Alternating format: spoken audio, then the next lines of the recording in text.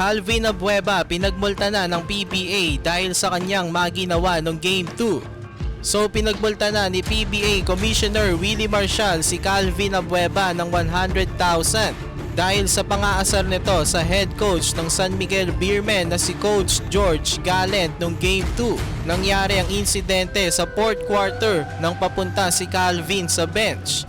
Ayon nga kay Coach Gallant, parang pinersonal na daw siya ni Calvin.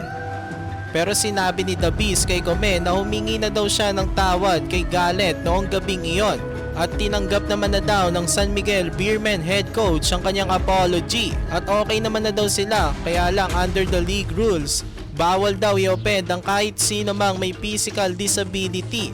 Automatic daw na merong multa iyon na hindi bababa sa 100k.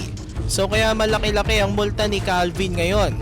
Tapos may kasalanan na naman siyang ginawa after ng game. Napaaway naman siya sa asawa ni Mo Tautua. Nauwi pa nga sa yaya ng suntukan. Niyaya ni Calvin si Tautua dahil sa sobrang init ng kanilang sagutan.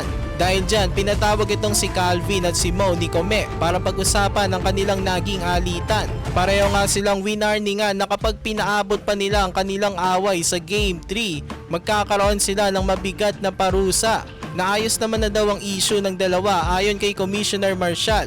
Humingi na rin daw ng tawad itong si Calvin kay Mo at sa asawa nito.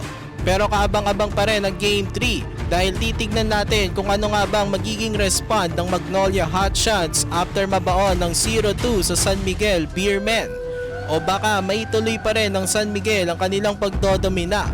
Malalaman natin yan bukas 7:30 PM ulit ang kanilang laban. Ano sa tingin nyo, 3-0 na ba o makakaisa na ang Magnolia Hotshots? Samantala, Justin Brownlee makakapaglaro na naman muli sa ating Gilas Pilipinas. Pagkatapos ng 3 buwan, nakabalik na rin itong si JB dito sa Pilipinas. Ayan, makikita nga natin nakasama na niya sa picture ang sports director ng SMC na si Alfrancis Chua. 2 weeks na lang magsisimula na ang FIBA Asia Cup qualifiers. Ayon nga kay Brownlee, hindi na daw siya makapaghintay na makapaglaro muli ng basketball. Matatandaan nga natin na 3 buwan siya hindi naglaro kaya nga hindi siya naging import ng Ginebra nitong conference. Ngayon maglalaro na nga ulit si JB sa Gilas Pilipinas at makakalaban nila ang Hong Kong sa February 22 at Chinese Taipei naman sa February 25.